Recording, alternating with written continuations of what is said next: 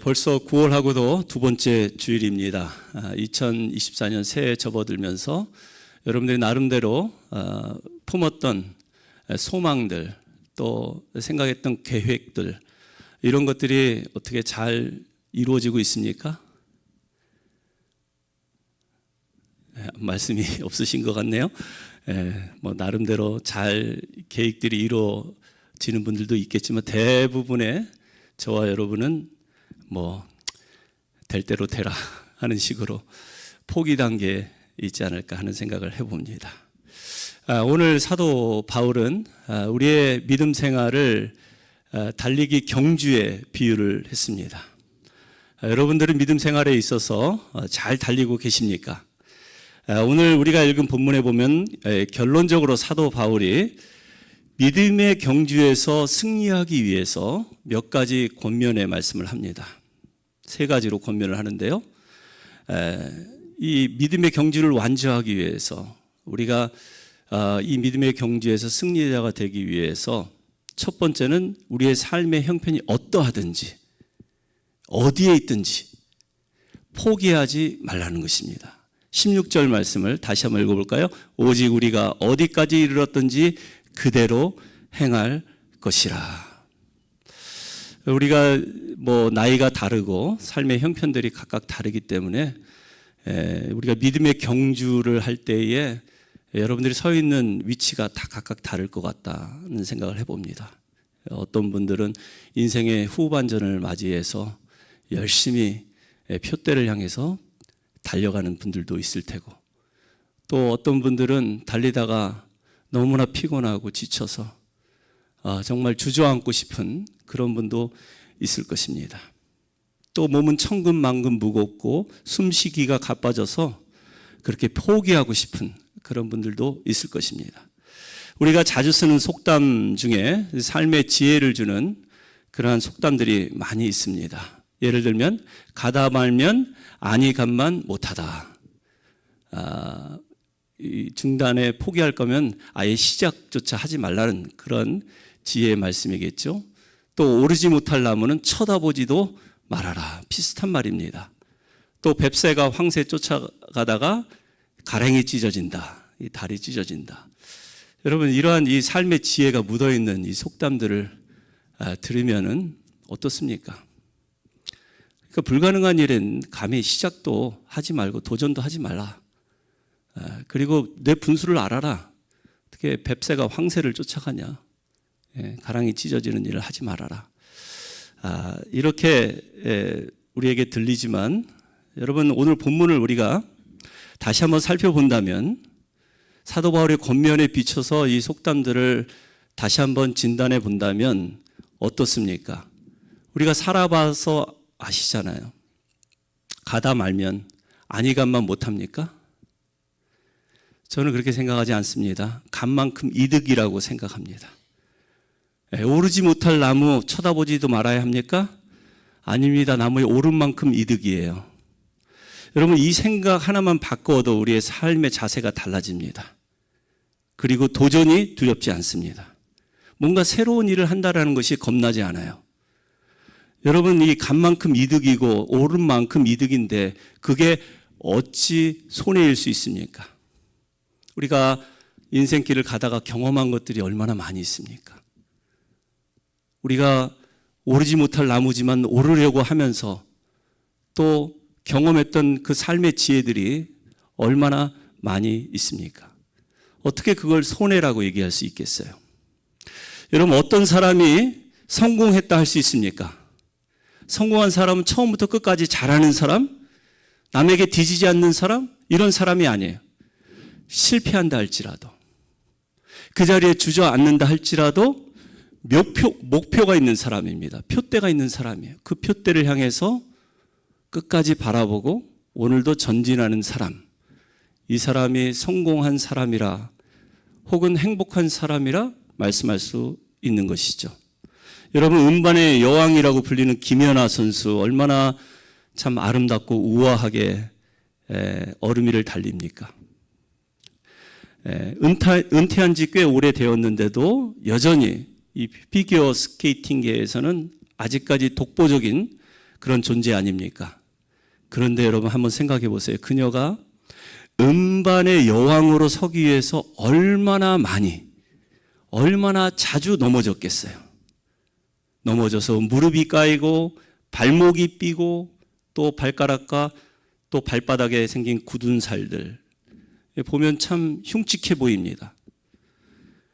그런데 그녀는 어린 나이에도 불구하고 그렇게 아프고 힘들어도 그 스케이트를 내팽개치지 않았어요.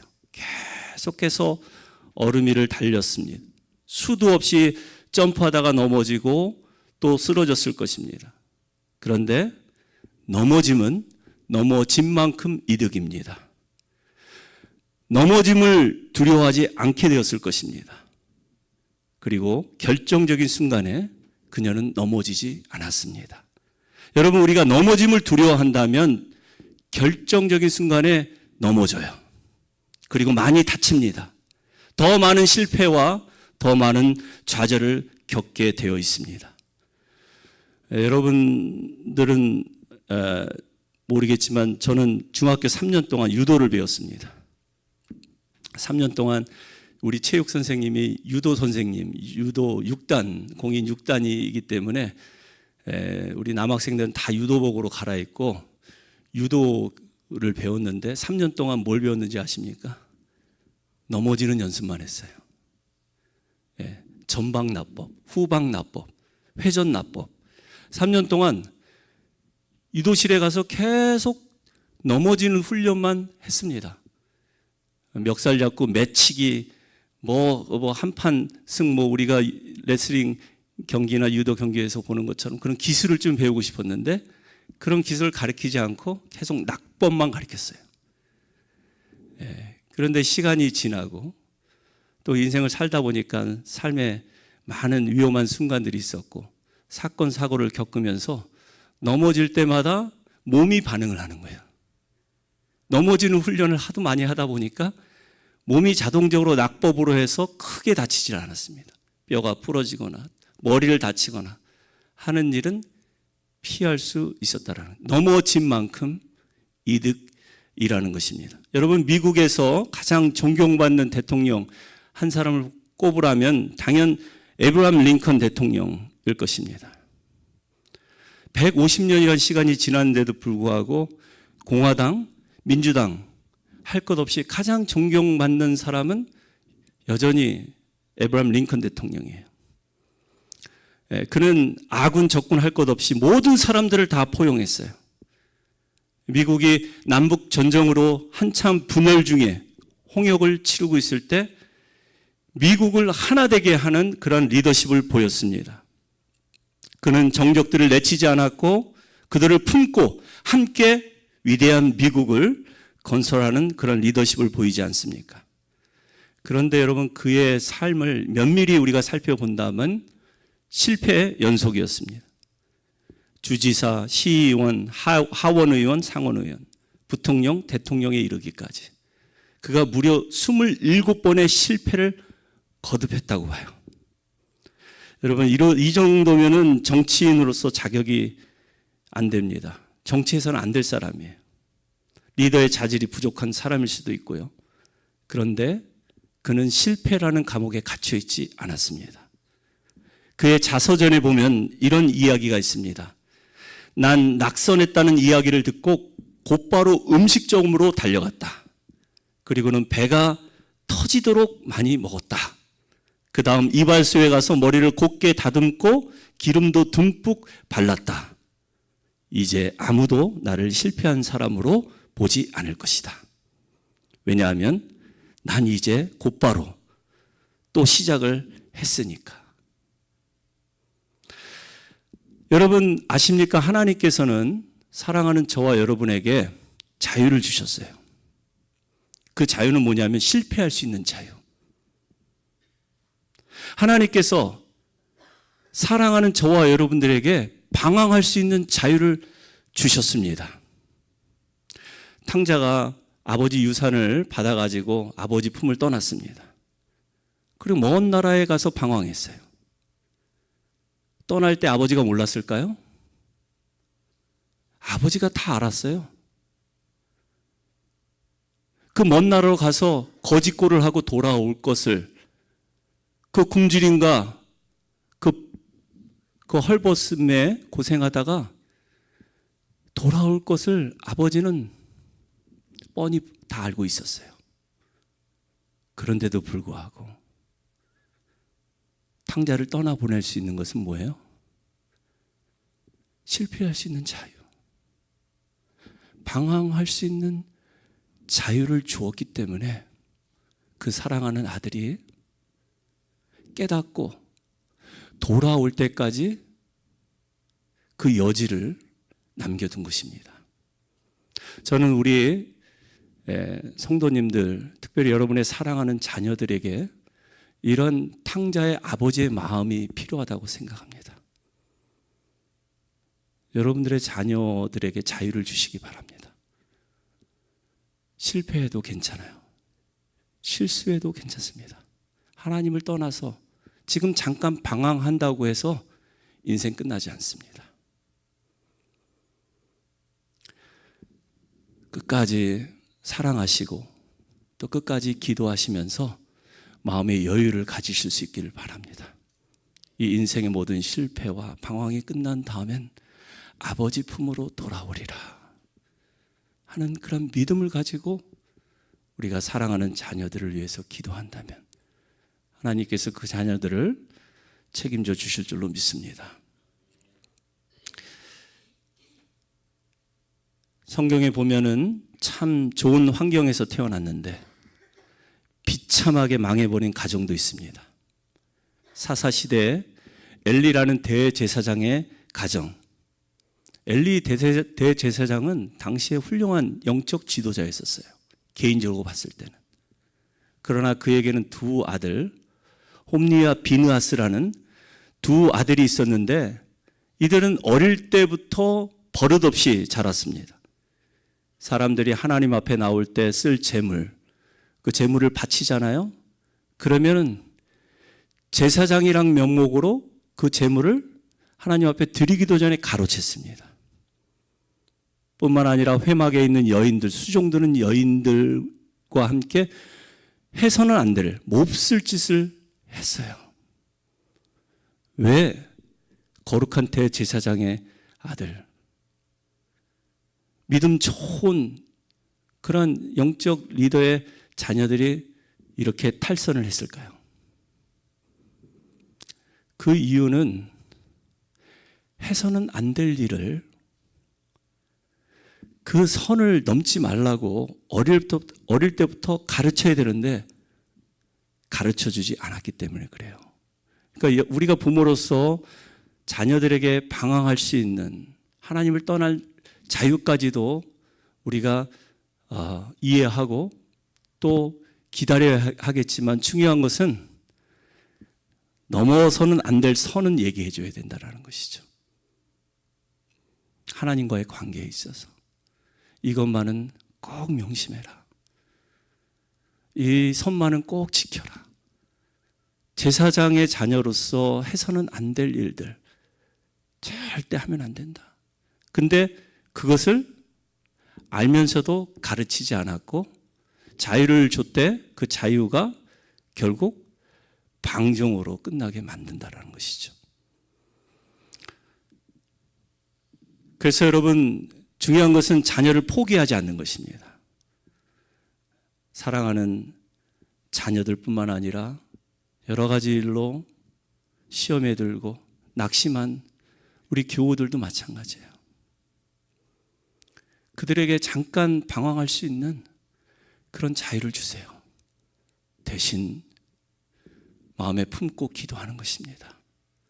하나님의 때 하나님께서 그 영혼을 다시 품으실 거라는, 다시 은혜를 베풀어 주셔서 회복될 거라는 그런 믿음을 가지고 기다려줄 때, 그럴 때 반드시 주님 품으로 돌아오게 될 줄 믿습니다.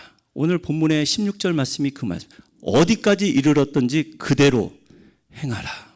포기하지 말라는 거예요. 바울은 어떤 상황 가운데서도 결코 포기하지 않았습니다. 그에게는 목표가 있었기 때문에 그렇습니다. 그가 목표로 삼은 것은 무엇입니까? 무엇 때문에 포기하지 않았을까요? 11절 말씀을 다시 보시면 어떻게 해서든지 죽은 자 가운데서 부활에 이르려 하노니, 그는 예수님의 부활에 동참하고픈 그런 목표가 있었어요. 그것이 그의 삶의 표대였습니다. 예수님과 같이 죽었으나 다시 살아나서 영원한 삶을 살 수 있다라는 그런 확신을 가지고 그것을 소망에 품고 살았기 때문에 포기할 수 없었다라는 것이죠. 그는 예수님의 목표였습니다. 예수님의 부활과 죽으심이 목표였었어요. 예수님처럼 부활하기 위해서는 반드시 십자가라는 그 죽음의 고통을 통과해야 한다는 사실을 알고 있었어요. 그런 과정을 통해서 자신에게도 부활의 능력, 부활의 권능이 나타날 것을 믿었기 때문에 그렇습니다. 그래서 10절을 다시 보시면 내가 그리스도와 그 부활의 권능과 그 고난에 참여함을 알고자 하여 그의 죽으심을 본받아 라고 고백하는 것이죠. 여러분, 이러한 바울의 믿음이 다른 사람 보기에는 지금 실패한 모습입니다. 감옥에 갇혀서 죽음을 기다리고 있는 죄수의 모습 아니에요? 실패한 모습처럼 보여요. 인생 다 끝장난 사람처럼 언제 끌려가서 죽임을 당할지 모르는 그런 상황이지만 그는 자유했어요. 그리고 마음에는 기쁨과 감사로 충만했습니다. 여러분, 빌립보서를 읽어보시면 아시겠지만 감옥에 갇혀있는 바울이 계속해서 강조하고 또 반복해서 하는 권면은 무엇입니까? 기뻐하라는 거예요. 주 안에서 기뻐하라. 내가 다시 말하노니 기뻐하라. 기뻐하라. 이 말을 수도 없이 반복하는 이유는 뭐예요?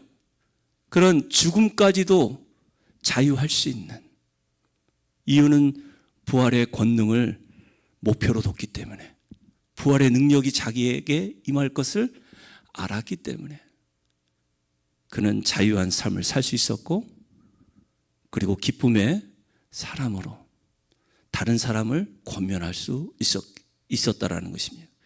그에게는 예수님이 표대였습니다. 우리가 두 번째로 믿음의 경주에서 승리하려면 어떻게 해야 할까요? 표대를 향해서 끝까지 달려가기 위해서는 과거에 매이지 말아야 합니다. 오늘 본문 13절이 그 얘기를 하고 있어요. 한번 읽어볼까요? 형제들아, 나는 아직 내가 잡은 줄로 여기지 아니하고 오직 한 일, 즉 뒤에 있는 것은 잊어버리고 앞에 있는 것을 잡으려고. 믿음의 경주에 있을 때 우리가 정말 명심해야 될 것은 뭐냐면 과거에 발목 잡히지 말아야 한다는 거예요. 과거의 일, 좋은 추억 우리에게 소중합니다. 하나님이 은혜로 다 주신 것들이에요. 과거에 이 교회가 정말 하나님의 영광을 드러내고 또 교회가 부흥하고 성장하는 과거의 좋은 추억들, 우리가 늘 간직해야 할 것들입니다. 그런데 그것이 우리의 목표가 돼서는 안 돼요. 여러분, 과거의 영광을 재현하겠다 말은 참 좋지만 그렇게 되지 않습니다. 우리가 살고 있는 시대가 다르고 우리가 처한, 이 교회가 처한 상황이 다르기 때문에 그대로 재현되지 않습니다. 우리의 미래는 어떻게 펼쳐질지 아무도 알 수 없어요. 그래서 우리가 믿음으로 표대를 향해서 나아갈 때에 꼭 기억해야 될 것이 뭐냐면 과거에 매여 있는 것들을 다 끊어버릴 수 있어야 합니다. 추억은 간직하되.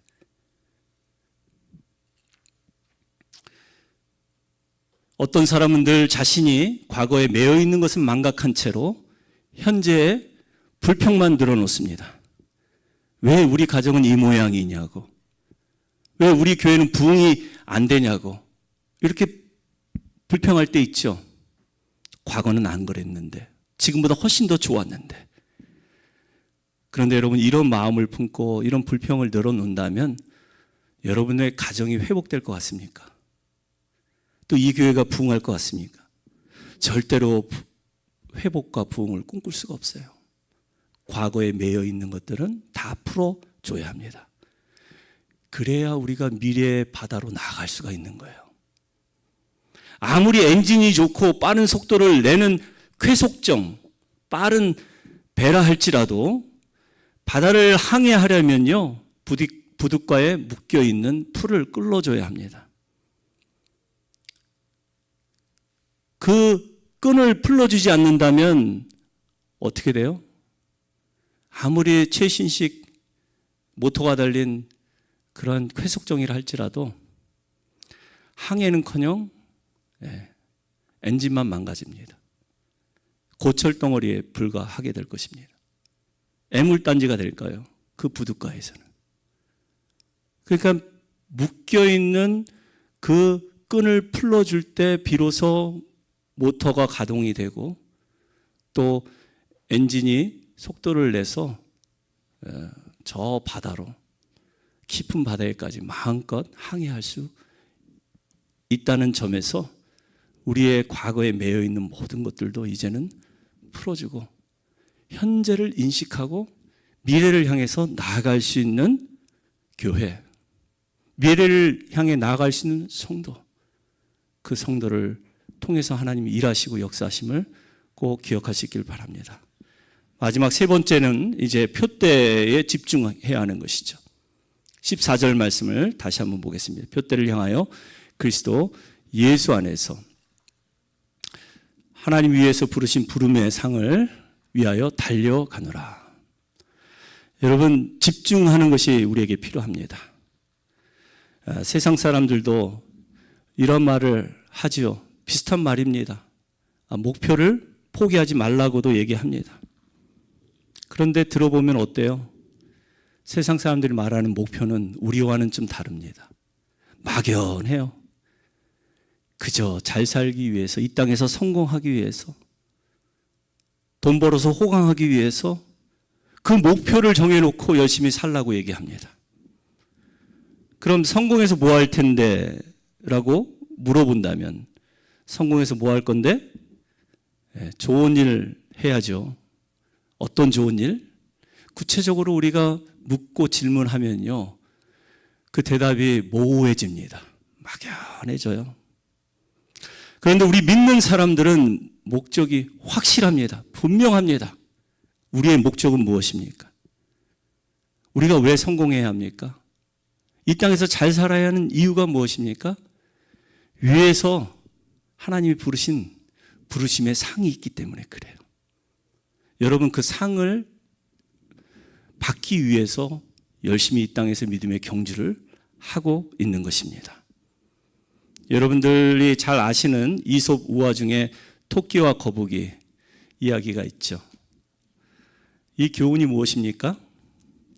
열심히, 그리고 꾸준히, 거북이와 같이 노력하면 그 사람이 승리한다.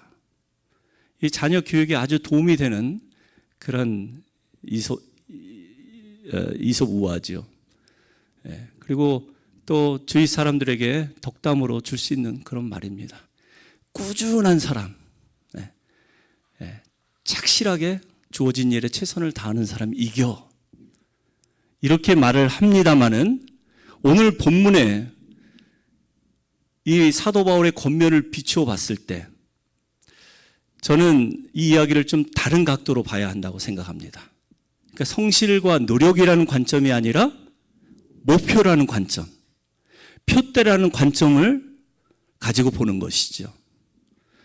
사실 달리기에서 거북이가 토끼를 이길 수는 없습니다. 그것이 기록 경기라면, 100m 달리기라면 여러분 어떻게 거북이가 100m 그 짧은 거리에서 토끼를 이길 수가 있겠어요? 반드시 토끼가 이기게 되어 있습니다. 그런데 우리의 인생은 기록 경기가 아니에요.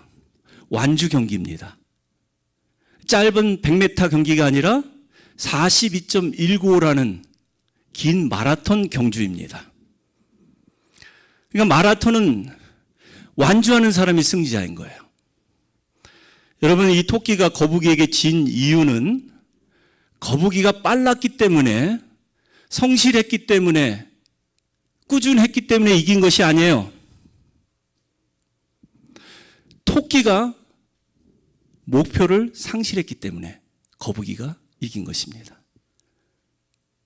토끼가 표대가 없었기 때문에 거북이가 이긴 것입니다. 거북이는 그런데 목표가 있었어요. 엉금엉금 기어가든 걸어가든 느림보처럼 천천히 가든 분명하게 거북이는 목표가 있었어요. 맞춰야 될 그 목표. 그런데 여러분, 토끼의 목표는 무엇입니까? 표대가 아니고 토끼의 목표는 거북이였었어요. 그 이야기는 무엇입니까? 토끼는 거북이만 이기면 되는 것입니다. 그 빠른 발로. 상대가 거북이기 때문에 거북이만 이기면 승리자라고, 이미 자기는 승리했다고 그렇게 착각하고 교만에 빠져 있기 때문에. 그래서 그는 달려가야 할 도중에 거북이가 보이지 않으니까, 저 멀리 뒤에서 엉금엉금 기어오니까 낮잠에 빠져버린 것이죠. 그리고 그 낮잠에서 깨어날 수가 없었기 때문에, 그래서 결국 거북이가 이겼다라는 것입니다. 이런 이솝우화 같은 이야기, 토끼와 거북이 이야기가 사실은 우리의 삶의 현장에도 우리가 자주 목격하는 이야기이기도 합니다. 삶의 목표를 상실한 사람들이 결코 승리자가 될 수 없다라는 거예요. 아무리 그 사람들이 똑똑하고 건강하고 재능이 많고 이 세상에서 가진 것이 많다 할지라도 목표가 없는 인생은 결국 패배자가 될 수밖에 없다라는 것이죠. 여러분, 우리가 한국에서 살 때는 모든 것이 다 성적순이었습니다.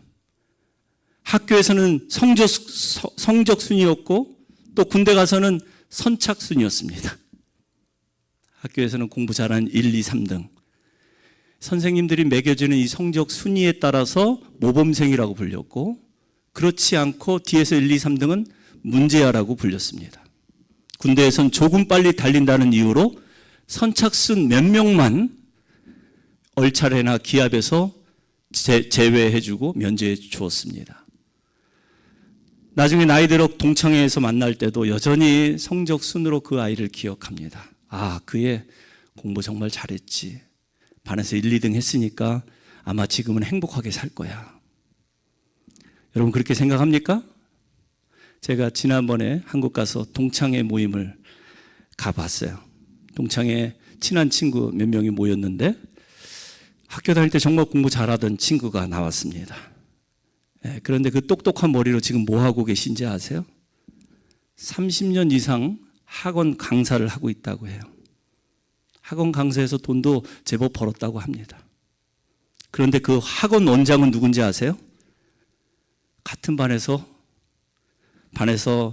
뒤에서 1, 2등 했던 그 문제아로 찢겼던 또 다른 친구, 그 꼴찌하던 친구가 그 학원의 사장이에요.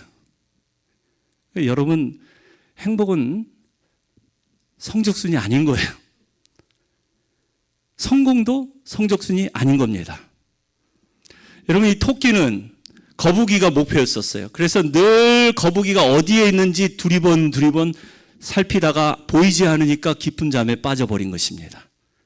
토끼는 거북이보다 빠른 게 행복이었고 거북이보다 잘난 게 행복이었어요. 혹시 여러분은 토끼처럼 그렇게 살고 있지는 않습니까? 나의 목표가 다른 사람보다 더 부자로 사는 것, 다른 사람보다 더 건강하게 사는 것, 그것 때문에 신경 쓰이고 그것 때문에 주위를 두리번거리면서 사람들을 의식하고 살고 있지는 않습니까? 여러분, 거북이는 어땠습니까? 거북이는 토끼가 목표가 아니었어요. 거북이는 느리지만 천천히 가지만 그가 완주해야 될 목표가 있었어요. 그가 끝까지 가야 할 표대가 있었습니다. 그 표대를 향해서 나아간 것입니다. 저와 여러분도 마찬가지입니다. 여러분, 우리가 세상 살면서 주위 사람 의식할 필요 없어요. 가진 사람, 돈 많은 사람, 건강한 사람 부러워할 필요 없습니다. 여러분, 그런 사람들을 우리가 비교 대상, 경쟁 대상으로 삼으면 우리의 삶이 더 비참해집니다. 가고 싶지 않아요. 표대가 보이지 않습니다. 저마다 하나님께서 위에서 부르신 부르심의 상이 있기 때문에 그 부르심의 상이 무엇인지, 그리고 표대가 어디 있는지만 보면 됩니다. 천천히 가도 괜찮고 느리게 가도 괜찮습니다. 가다가 쉬어가도 괜찮아요. 그러나 목표는 꼭 붙잡을 수 있기를 바랍니다. 집중해서 표대를 바라볼 수 있기를 바랍니다.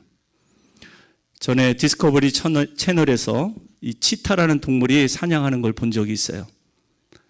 여러분, 치타가 얼마나 빠른 동물입니까? 지상에서 가장 빠른 동물이에요. 시속 70마일? 키로로 하면 110km 정도로 빨리 달려가서 타겟으로 삼은 그 먹잇감을 낚아챕니다. 그런데 사냥할 때 원칙이 있대요. 한 마리에게 집중한다라는 것이죠.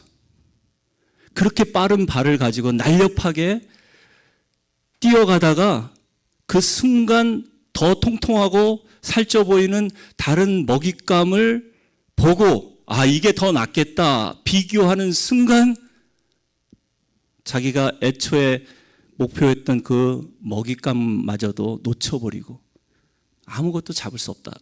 그래서 항상 자기가 사전에 딱 정해놓은 그 한 마리의 먹잇감, 그 먹잇감만 집중해서 그 한 마리만을 향해서 달려간다라는 거예요.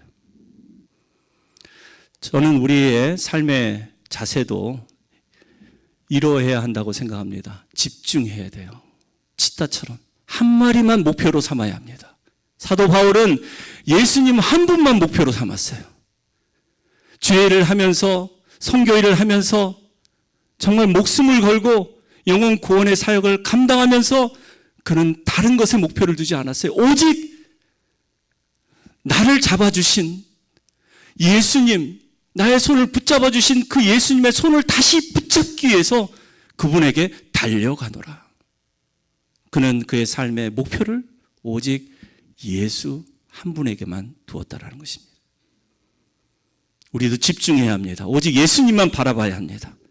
오직 예수님의 부활이 나의 부활이라는 그런 사실을 믿고 우리의 삶의 형편이 어떠하든지 지금 달리다가 숨이 가빠지고 몸이 무거워서 주저앉고 싶을 때라 할지라도 그래도 주님 끝까지 바라보고 또 부활을 여러분의 소망으로 삼고 달려가실 수 있기를 축원해 드립니다.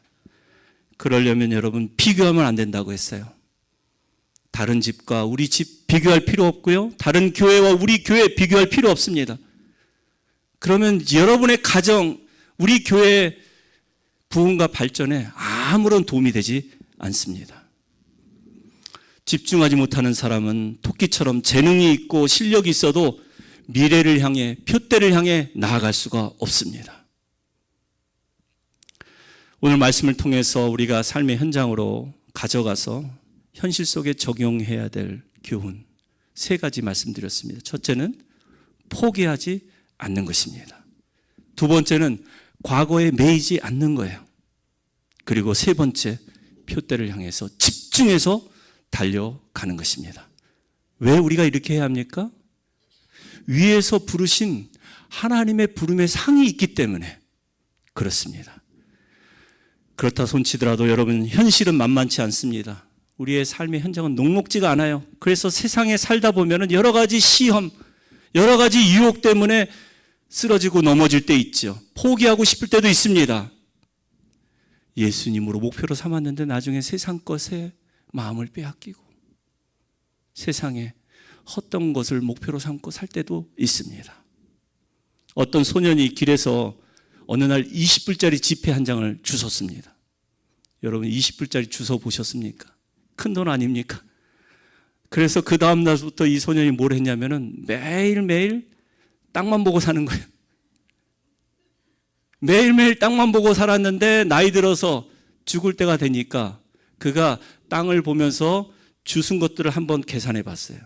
뭘 주웠냐 하면은 그가 땅만 보고 주운 것들 단추가 29,519개, 머리핀이 54,172개, 그리고 수천 개의 동전, 그리고 그 외에 수많은 자질구레한 것들을 다 주웠대요. 돈을 얼마나 주웠을까? 지폐는 그날 주순 20불짜리 지폐 딱 한 장이에요. 여러분, 우리가 혹시 이렇게 살고 있지는 않습니까?